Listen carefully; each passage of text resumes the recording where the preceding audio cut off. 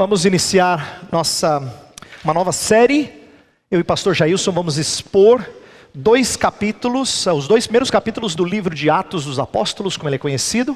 Então, nos meses de julho e agosto, vamos fazer pedacinho a pedacinho. Esse é um livro riquíssimo, seria fantástico se a gente expusesse mais, mas eu e o pastor Jailson, nós chegamos a um acordo de que é melhor a gente fazer um bloco fechado, que tenha sentido e que dê o tom do livro de Atos, para que a gente reflita mais sobre missões. Para quem não sabe, o mês de agosto é comumente tido como mês de missões, é celebrado como mês de missões, é o mês em que a gente fala de missões na Igreja Presbiteriana do Brasil, por causa da chegada do primeiro missionário que deu início ao trabalho da Igreja Presbiteriana, chamado Ashbel Green Simonton. Isso há mais de 150 anos atrás, tá? No meados do século XIX. Então o mês de agosto virou um mês para, frequentemente, a igreja ponderar sobre missões. E por causa disso, eu e o pastor Jailson, no ano passado, planejamos falar sobre missões nesses 2 meses, preparando-nos para um assunto que é muito rico. Mas antes de explicar o que eu vou falar nessa mensagem, eu quero fazer uma conexão entre a série que a gente vai fazer nesses 2 meses com séries anteriores que nós trabalhamos ainda este ano. Por exemplo, no mês de março, eu e o pastor Jailson pregamos 3 mensagens, ele pregou 2, eu preguei uma, sobre o chamado discurso do cenáculo, que é João 14, 15, 16, numa série intitulada Paráclito, que tem a ver com o nome grego para o Consolador, aquele ajudador, o advogado, que é o título que Jesus deu ao Espírito Santo. Naquela série a gente falou um pouco sobre a pessoa e obra de Cristo, e uma das coisas que a gente enfatizou foi de que o Espírito testemunha de Cristo. Essa é uma das suas tarefas, ele testemunha de Cristo. A gente vai falar mais da obra de Cristo, do Espírito, ao longo dessa mensagem, mas uma das coisas que a gente enfatizou lá foi testemunho de Cristo. Por isso que nessa série a gente vai pegar aquilo que o Espírito, foi dito que o Espírito faria lá, mas agora a gente vai ver como é que ele faz por intermédio da igreja. Essa série vai falar sobre testemunho, inclusive a série tem esse título, né, de somos testemunhas de que a missão continua, e nós vamos ver como é que o Espírito testemunha por intermédio da igreja. Uma outra série que nós fizemos agora há pouco tempo, foi terminada pelo pastor Jailson no mês passado, né, no domingo passado, é a série Eu Sou, em que a gente pegou passagens do Evangelho de João, para mostrar como é que Jesus Cristo, o Deus encarnado, proviu coisas ao povo de maneiras diferentes. Então, as várias provisões ao povo. E a gente, nessa série agora, vai mostrar como Cristo demonstra a sua provisão de forma ainda mais abundante. Pensa assim, se Jesus Cristo deu pão, porque ele era o pão da vida, se Jesus Cristo deu vida, porque ele é a videira, se Jesus Cristo proviu tantas outras coisas, agora vai ficar ainda mais claro a sua provisão, mais abundante a sua provisão. Por quê? Porque como a gente vai ver nas próximas mensagens, a vitória de Cristo confirmada na sua ascensão, quando ele subiu aos céus, a Bíblia usa uma linguagem de que ele então reparte conosco os despojos da sua vitória. Então a ideia é que agora Cristo vencedor vai fazer o que se fazia, a linguagem é uma linguagem de guerra, em que quando você vencia um outro povo, você pegava os despojos daquele povo e repartia entre os seus compatriotas. Então, Jesus Cristo está vitorioso agora, repartindo dos seus despojos, dando aos homens dons. Então, essa é uma linguagem bíblica, a gente vai explorar ela melhor mais adiante, e eu quero que você entenda essa série como sendo exatamente isso, o Eu Sou providenciando de forma ainda mais abundante na vida do seu povo.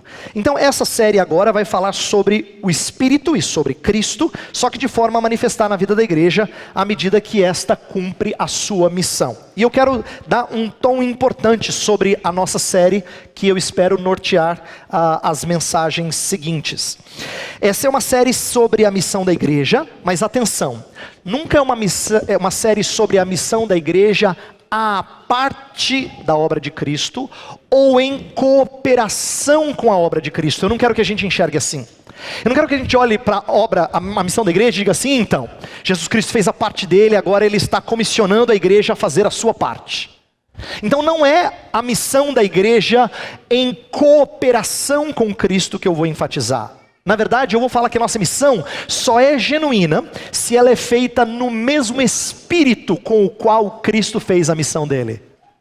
Ela só é genuína se ela é feita no mesmo espírito com o qual Cristo realizou a missão dele. Então a gente vai ver como o Espírito Santo é o elo entre a missão de Cristo e a missão da igreja, a nossa missão, tá? Então nós não vamos falar de uma missão de quem coopera com Jesus, mas da missão de Jesus Cristo realizada por nosso intermédio, por seu Espírito, ok?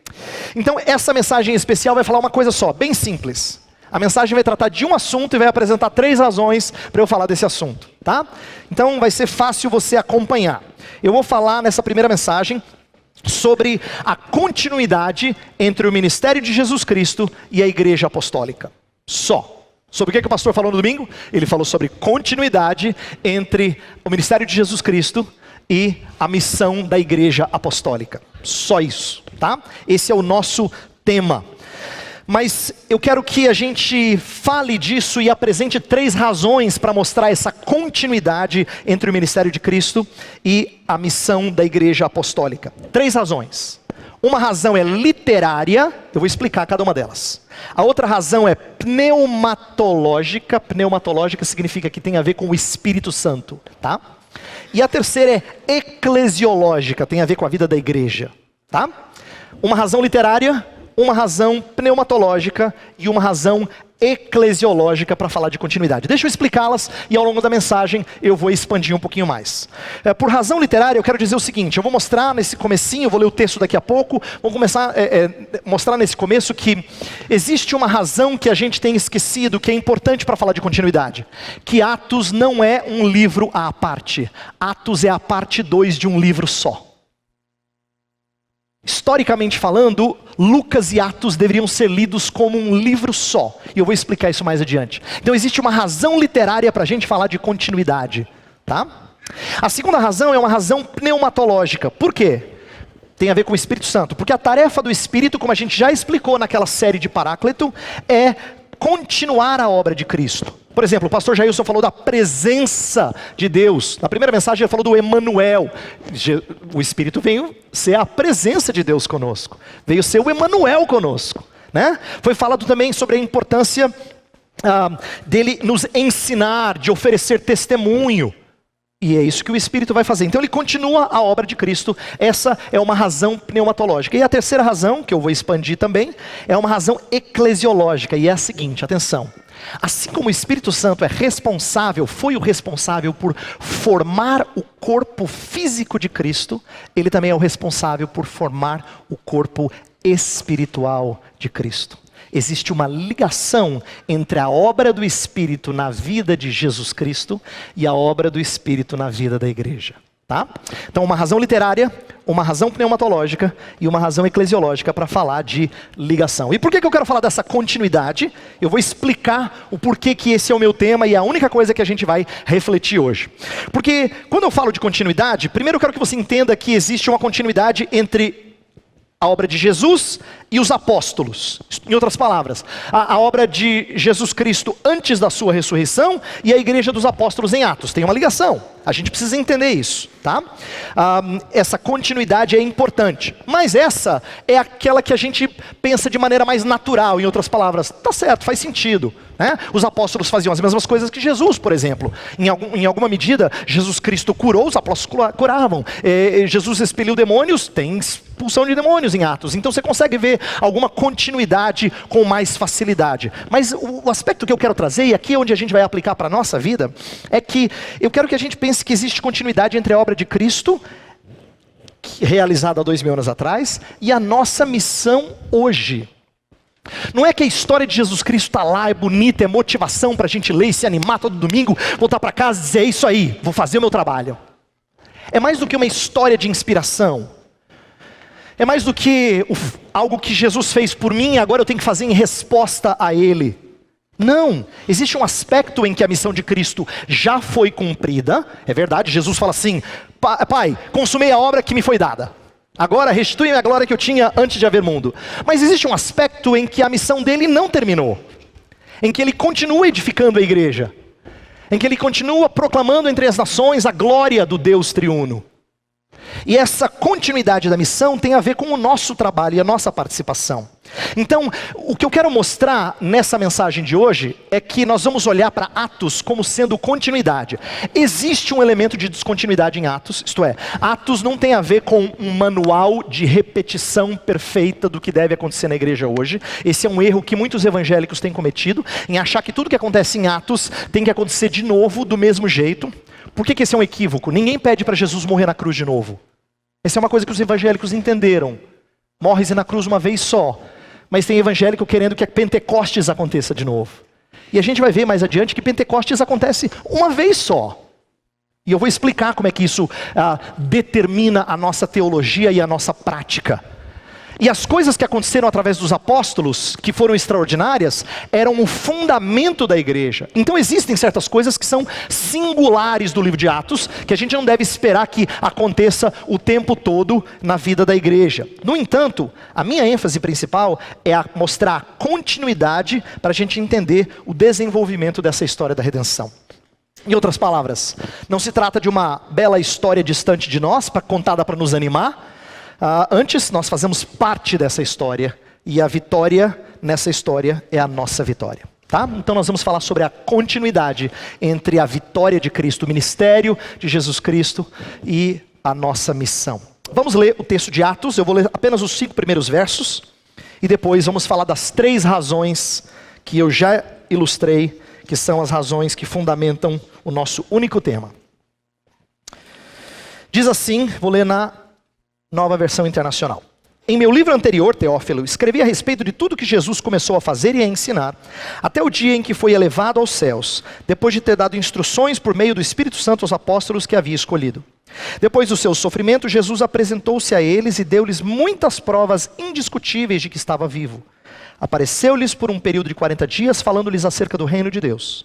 Certa ocasião, enquanto comia com eles, deu-lhes esta ordem: não saiam de Jerusalém, mas esperem pela promessa de meu Pai, da qual falei a vocês, pois João batizou com água, mas dentro de poucos dias vocês serão batizados com o Espírito Santo. Então, o tema é continuidade entre a obra de Cristo e a nossa missão hoje, mas eu falei de 3 razões. Vamos começar pela primeira, a razão literária. Eu quero explicar a história contada por Lucas. O nosso texto começa assim, olha o versículo 1 de novo. Em meu livro anterior, Teófilo, escrevi a respeito de tudo que Jesus começou a fazer e a ensinar. Ele se refere a um livro anterior. Esse livro anterior, os estudiosos todos confirmam que se refere ao Evangelho de Lucas.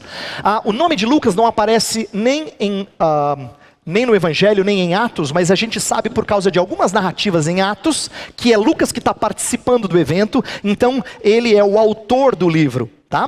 Então, o livro anterior, que é o Evangelho de Lucas, é dedicado a esse Teófilo, a gente não sabe quem ele é, o nome significa o amigo de Deus, o querido de Deus. Provavelmente era um homem nobre, porque lá na introdução do Evangelho de Lucas, ele é chamado de excelentíssimo, esse era um título dado a uma pessoa importante.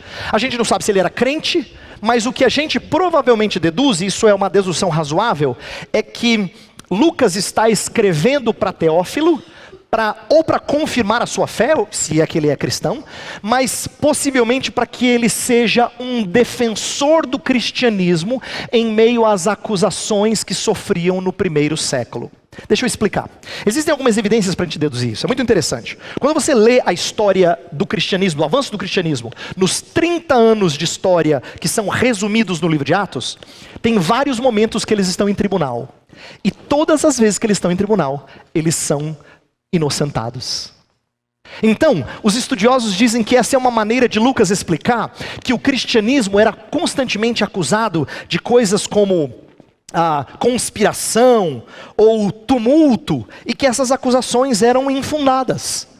E a história é contada para que o cristianismo então seja visto como sendo algo que cresce, expande e que é genuíno, mas que não tem razão para ser temido no Império Romano. Então é possível que Teófilo fosse um homem importante no cenário político-social e que pudesse exercer algum tipo de influência para a defesa do cristianismo em meio às muitas acusações. Só para você entender, na época, o cristianismo era tão assim subterrâneo, underground, como a gente fala, né? Tão desconhecido por causa da proibição de adorar livremente, que as pessoas inventavam inventavam coisas sobre o cristianismo. Tinham as acusações mais horrendas contra o cristianismo. Diziam que o cristianismo era canibal, porque lá comiam carne, a carne de Jesus, bebiam sangue de Jesus. Diziam que o cristianismo tinha incesto, porque havia amor entre irmãos.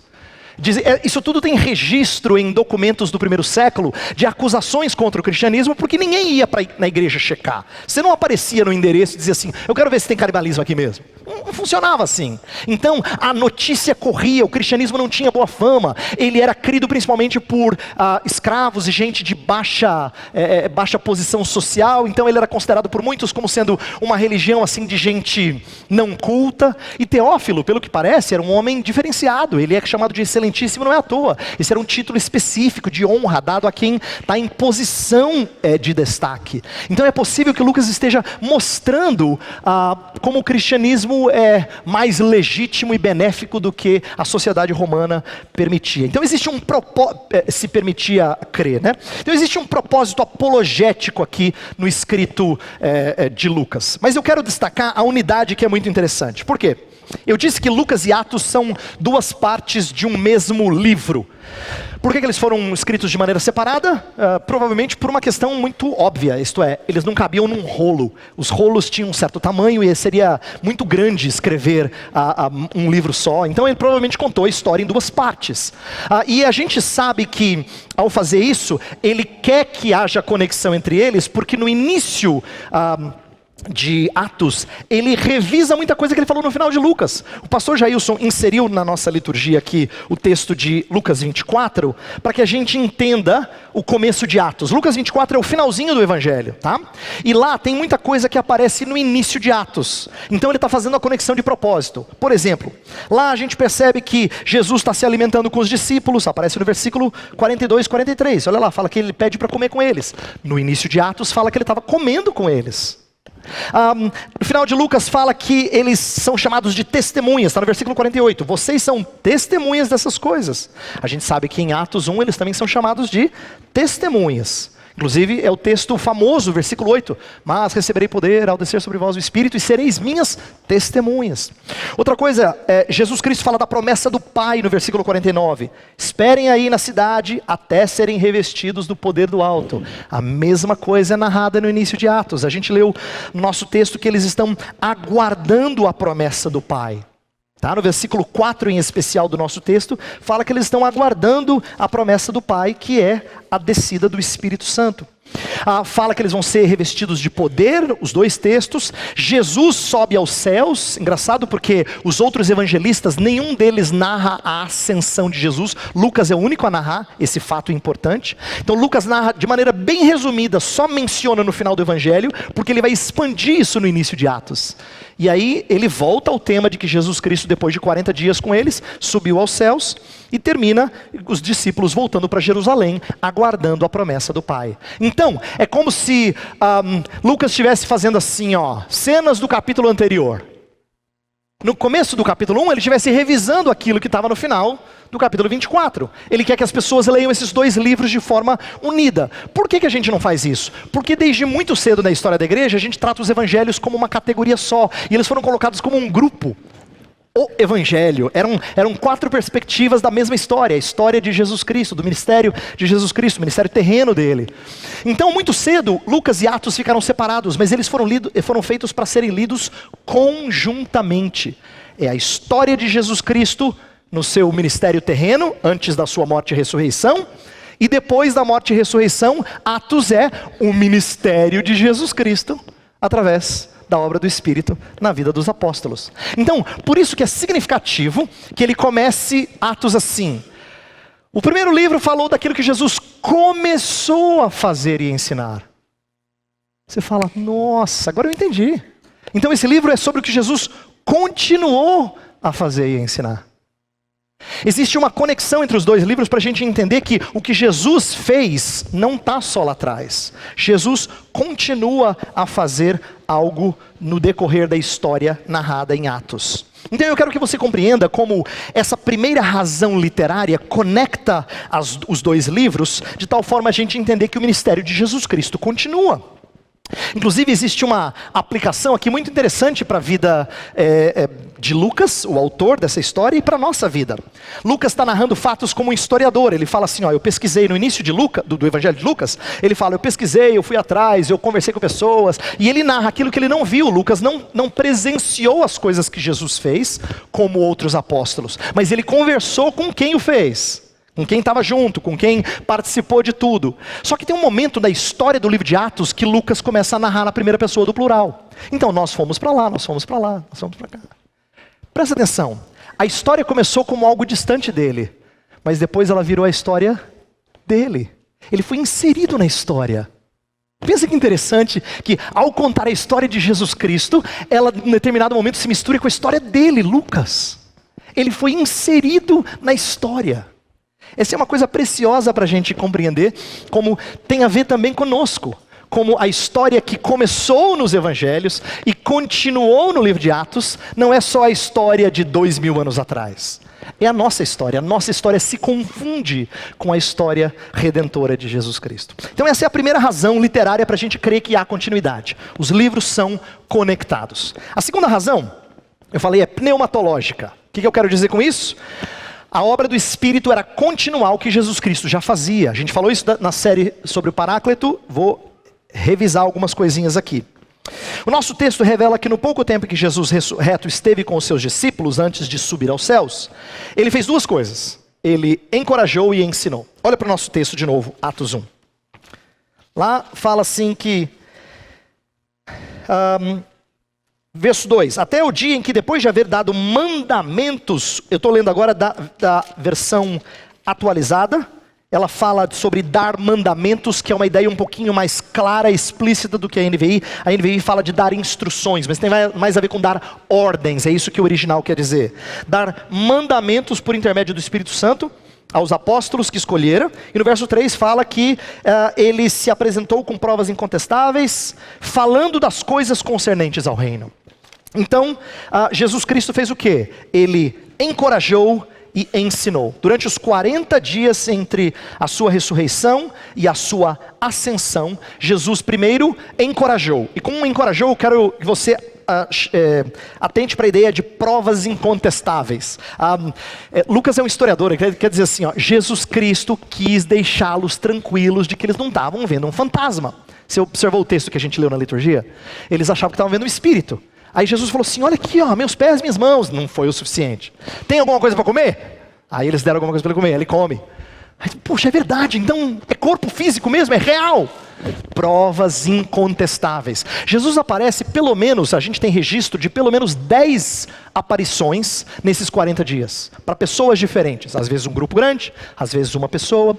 10 aparições a gente tem registro, tanto na carta 1 Coríntios 15, nos registros de Atos, dos Evangelhos. Então Jesus está dando provas incontestáveis. Por quê? Porque Ele quer encorajá-los. Ele quer que eles fiquem animados. Jesus Cristo não foi derrotado, Ele venceu. A segunda coisa que Ele faz é ensinar. Ele tinha como propósito falar acerca do reino, né? Ele queria dar algumas ordens e falar sobre o reino. Ele queria expandir ainda um pouco mais o entendimento deles do que eles deveriam fazer à luz da ressurreição de Jesus Cristo. Encorajar e ensinar. Olha que interessante. Essas são as funções do Espírito Santo.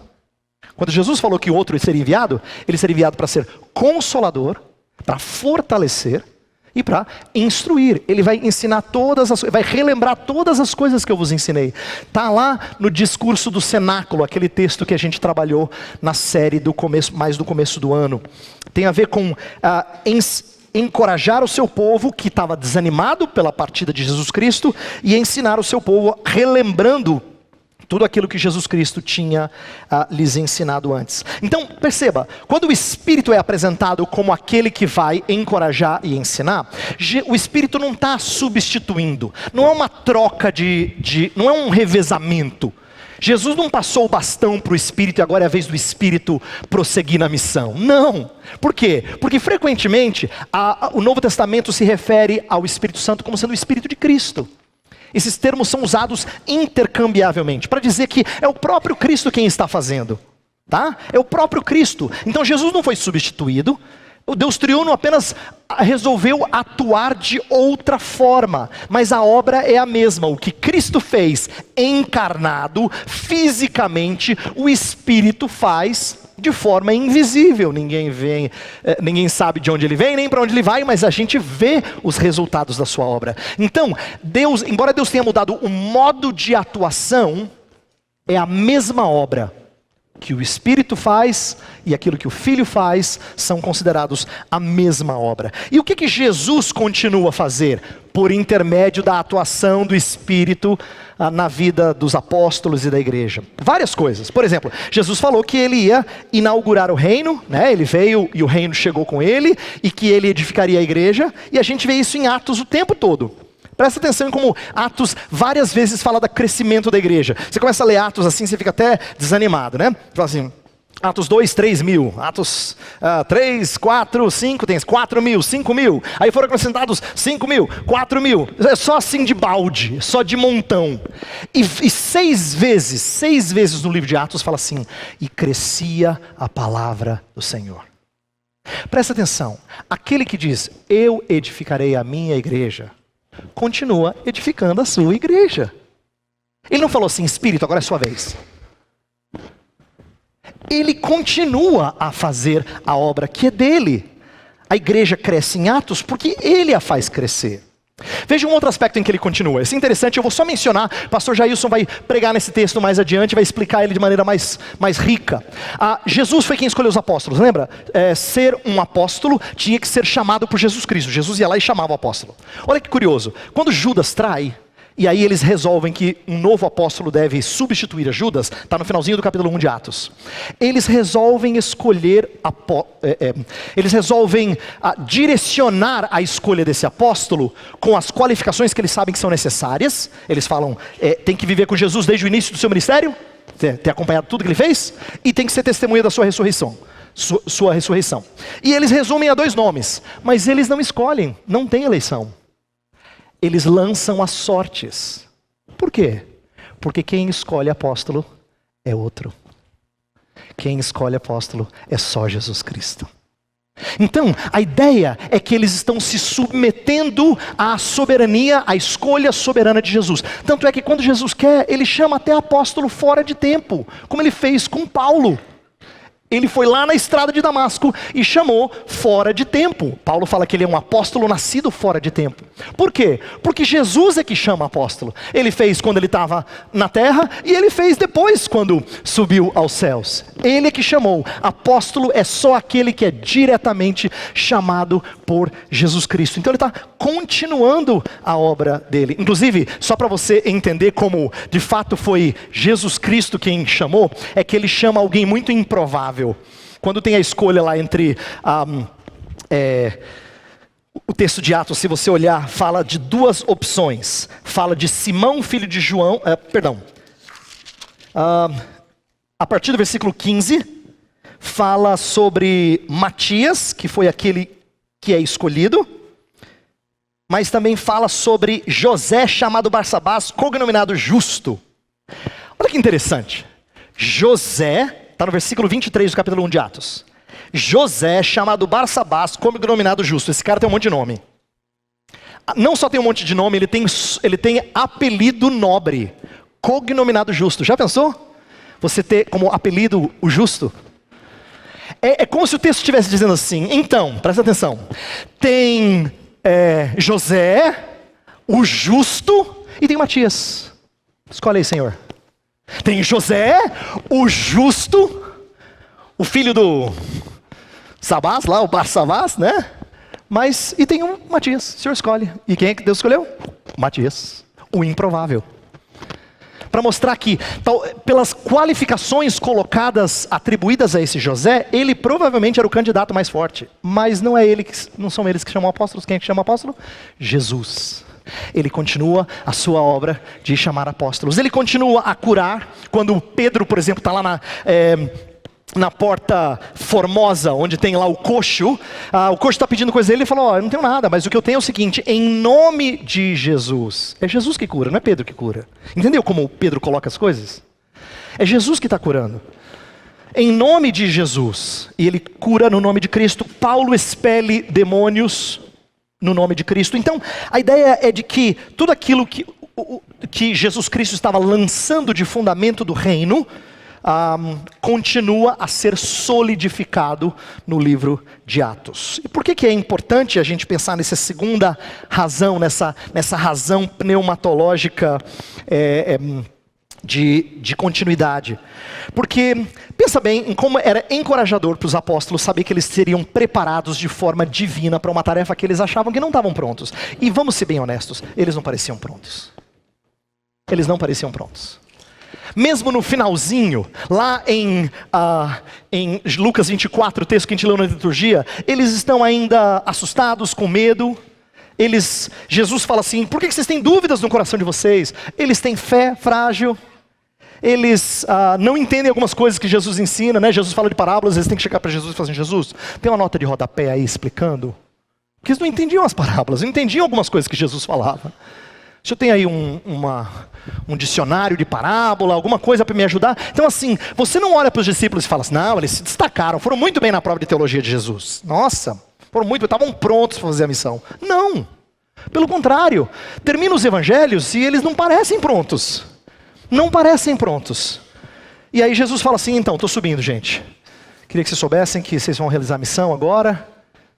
Isso é bastante assustador para quem tinha o Rei da Glória andando com eles e agora diz que vai embora. Pelo menos fisicamente falando, vai embora.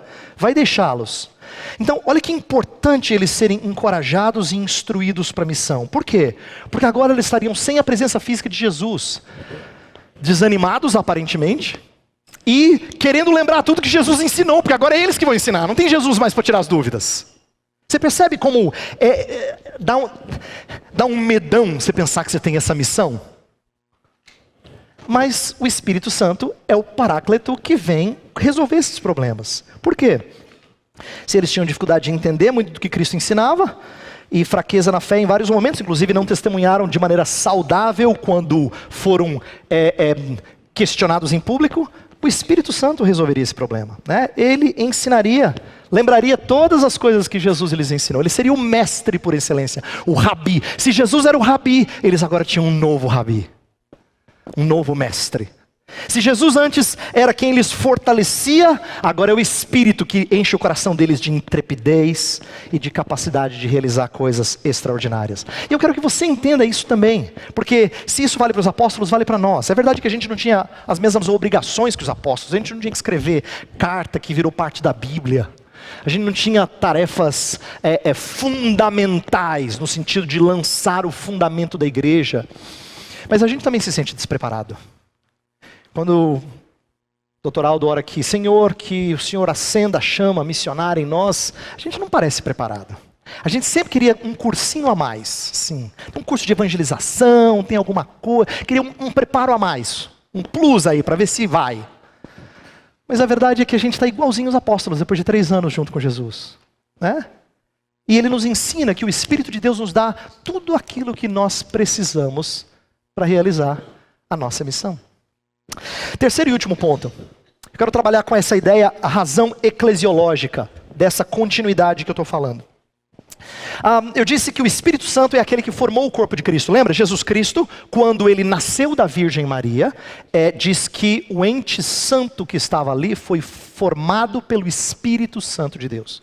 E o Espírito Santo que formou a Jesus Cristo vai participar da vida de Jesus Cristo nos momentos mais cruciais. Por exemplo, Jesus Cristo é batizado com o Espírito. Depois em Lucas 4 fala que ele era cheio do Espírito. João fala que ele tinha o Espírito sem medida. Ele realiza milagres e faz coisas porque o Espírito é com ele. Ele profetiza porque o Espírito desceu sobre ele. Ele tem a unção do Espírito. Essa descrição é de que aquilo que tinha sido prometido no passado, de que o Espírito seria dado na chegada do Messias, seria derramado sobre o povo, aconteceu na pessoa de Jesus de Nazaré. Agora, essa parte a gente sabe um pouquinho melhor. A parte que às vezes a gente não percebe é a continuidade. É que se o Espírito formou o corpo físico de Jesus, e ele é o nosso cabeça, então faz sentido o Espírito ser aquele que forma o corpo espiritual de Jesus, que somos nós. Nós somos a igreja, o corpo espiritual. Se Jesus Cristo foi batizado e o Espírito desceu, então faz sentido nós sermos batizados com o Espírito. Todo aquele que faz parte do corpo de Cristo, de acordo com 1 Coríntios 12, é batizado com o Espírito. Se Jesus Cristo era cheio do Espírito, nós temos que ser cheios do Espírito.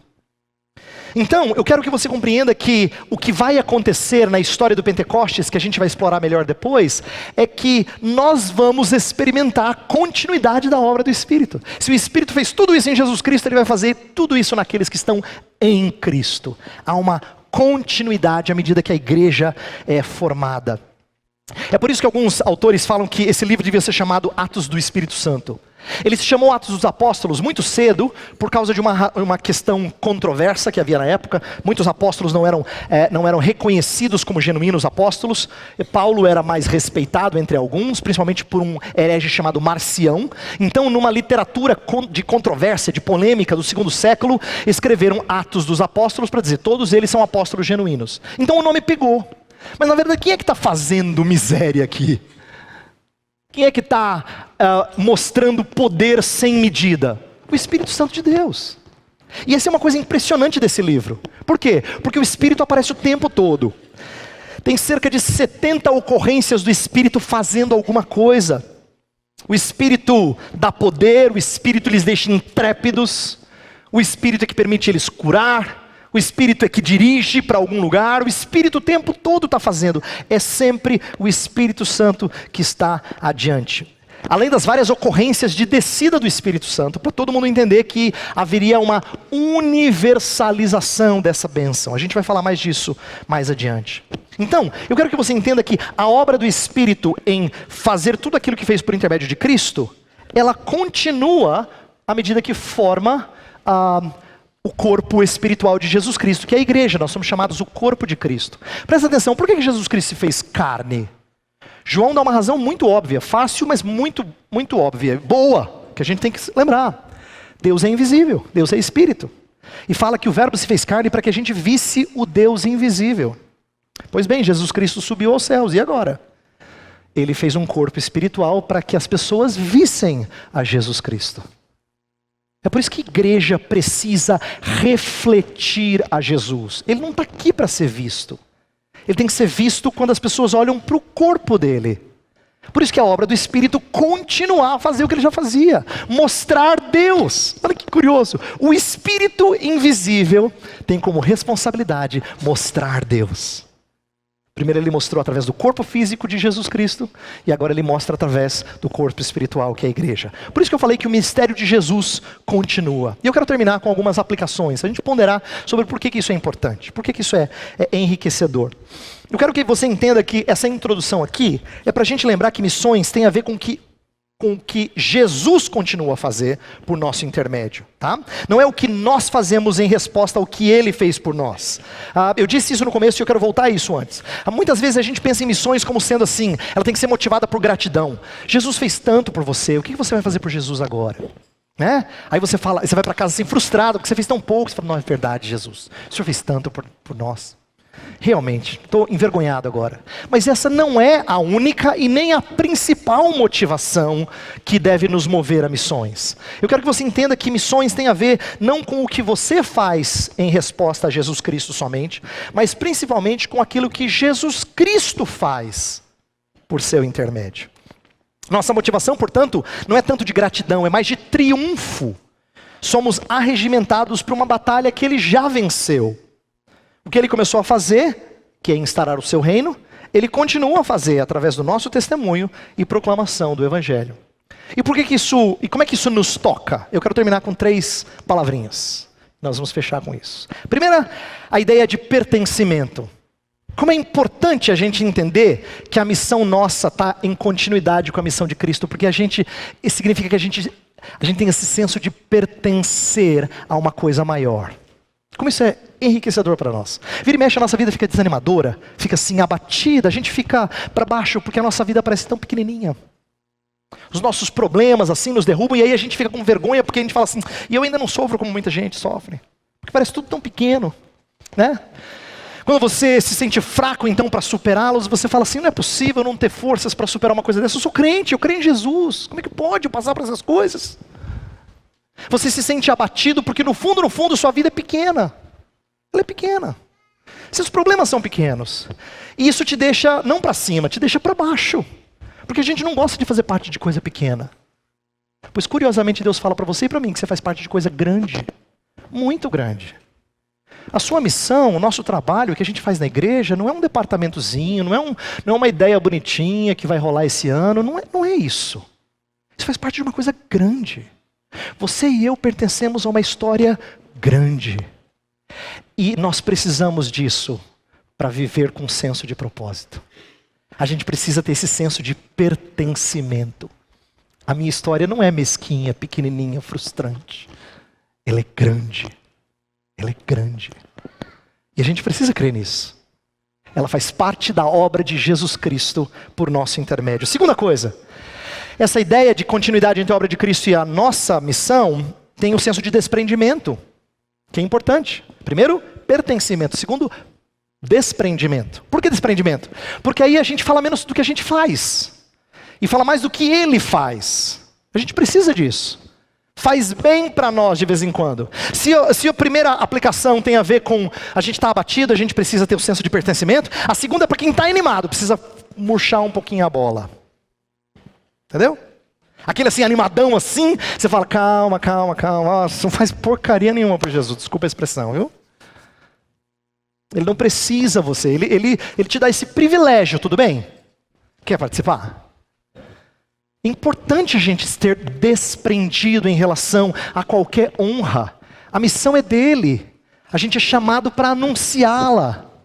A gente é chamado só para dizer assim, vem cá, eu quero te mostrar quem é que fez essas coisas.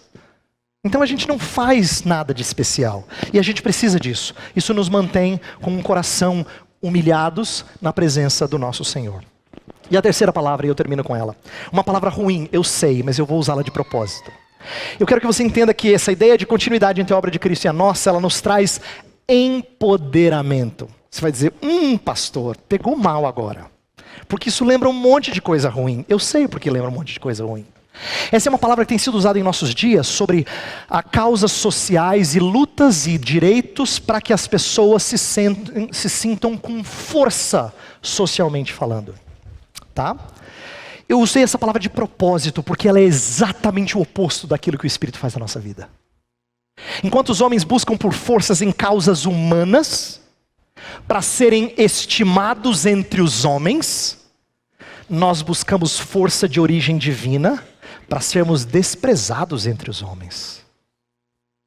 O empoderamento que vem do Espírito é completamente oposto a tudo aquilo que as pessoas têm dito hoje em dia sobre serem empoderadas. Elas querem buscar em causas humanas, em razões humanas, para que elas se sintam no direito de fazer coisas, sejam quem elas são, queiram se mostrar e ninguém lhes atrapalhar, e terem direitos e causas vencidas e privilégios.